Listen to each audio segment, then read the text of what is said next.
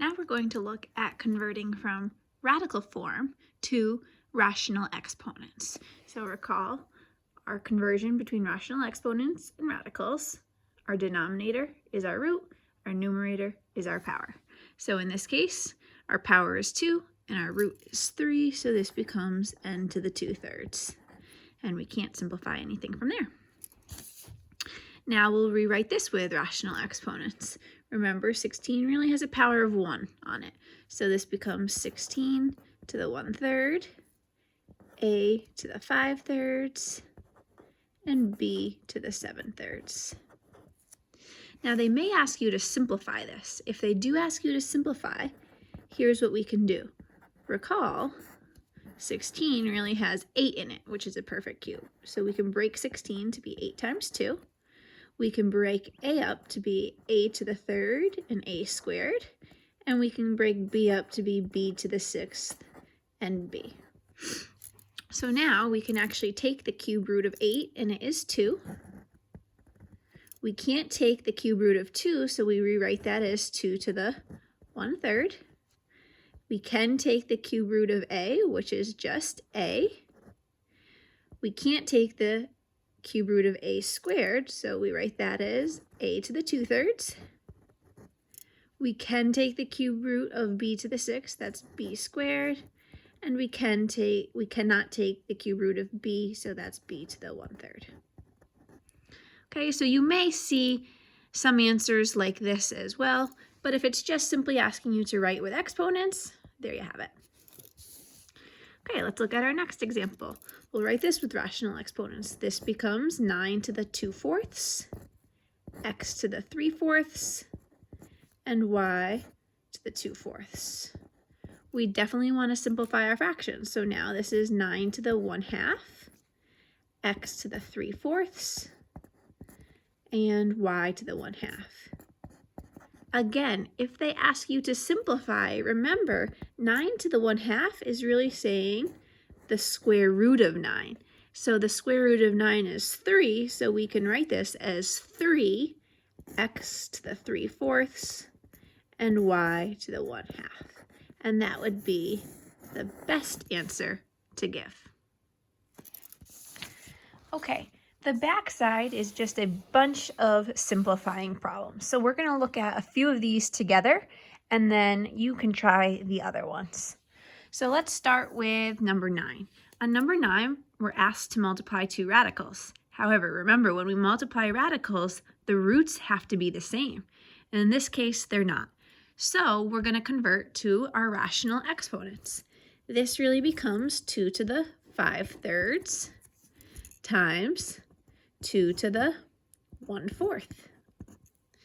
Now we're multiplying and the bases are the same, so we can do that. So normally then I add the exponent. So this is 2 to the 5/3 plus 1/4. In order to add fractions, we need to make sure we have a common denominator. So this would be multiplied by 4, 2 to the 20/12 plus 3/12. And that gives us 2 to the 23/12. Now, since it started in radical form, usually your answer will be in radical form. So we'll go back, and this is the 12th root of 2 to the 23rd, which we can simplify, right? 12 goes into 23 one time, so a 2 comes out, and I'm left with the 12th root of 2 to the 11th. Okay. All right, let's look at number 11. In this case here, remember, a rational exponent is really a radical. So we can't have radicals on the denominator, which means we can't have rational exponents. And if we go up to our rules of simplifying, let's just go through them real quick. Again, never any negative exponents. We can't have irrational exponents in the denominator because that's really a radical in the denominator. If it's not, we can't have a complex fraction. And then the index of any remaining radical has to be the smallest possible. So in this case, we need to get rid of this 5 to the 1/2. Now you could convert to radicals, but we can just leave this as a rational exponent. And what we're going to do here is multiply by 5 to the 1/2. Because remember, our goal is to have an integer as our exponent. And when we multiply, we add the exponents. So what would give me a whole number? Well, if I add 1/2 to 1/2, I get a whole. And if I do that to the bottom, I must do it to the top. So now we'll have 5 to the 1/2 in the numerator, and this really becomes 5 to the 2/2, which we know is simply 1. So 5 to the 1/2 remains in my numerator, and 5 to the 1st is in my denominator. Okay, and it may not look super simplified, but again, we can't have any rational exponents in the denominator, so we got rid of that. Let's look at number 13. Number 13 is a similar type of problem. Again, there's a rational exponent in our denominator. We can't have that. So I want to think about what should I multiply by to give me a whole number? Well, when we multiply, we really add our exponents. So what should I add to 3/2 to make an integer? 3/2 plus 1/2 gives me 4/2, which is 2. So I'll multiply by 2 to the 1/2. In the numerator, I just get 2 to the 1/2. And in the denominator, I get 2 to the 4/2. And again, that will just give me 2 to the 4/2 is 2, which is 4.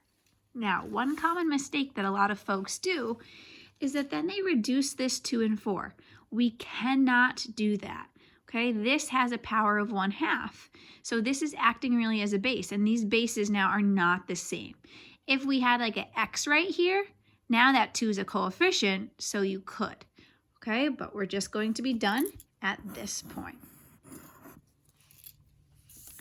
What happens if there's 2 terms in our denominator? Okay, so we just looked at ones where there was 1 term and 1 term. What happens if there's 2 terms?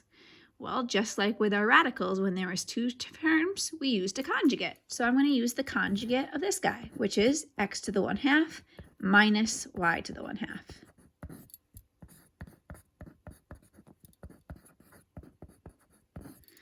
We will FOIL the top. So x to the 1/2 times x to the 1/2. Remember, I'm really adding our exponents. So 1/2 plus 1/2 gives me a whole. So we'll simply just get x. Now we'll have x to the 1/2 times negative y to the 1/2.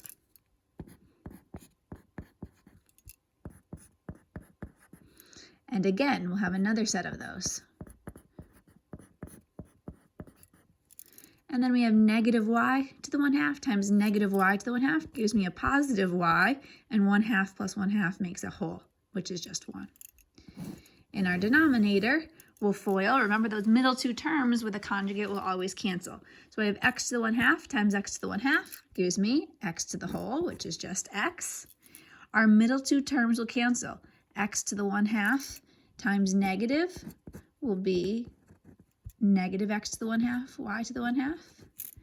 And now we'll have a positive set, so you'll see that those will cancel each other out.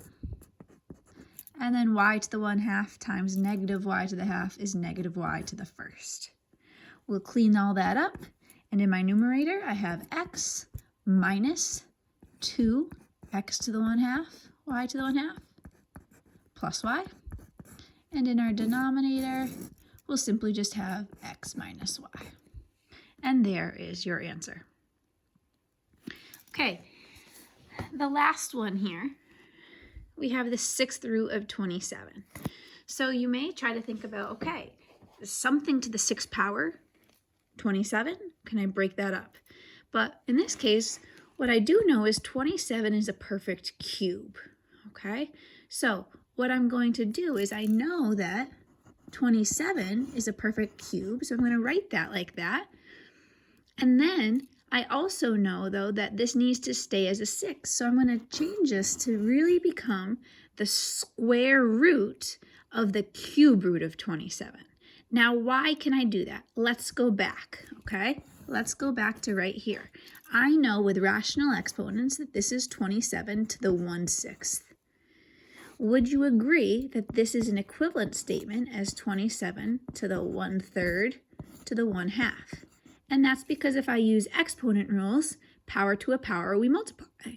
1/3 times 1/2 gives me 1/6. So if I go back and write this with radical form, this becomes the cube root of 27, and then we have our square root of all of that.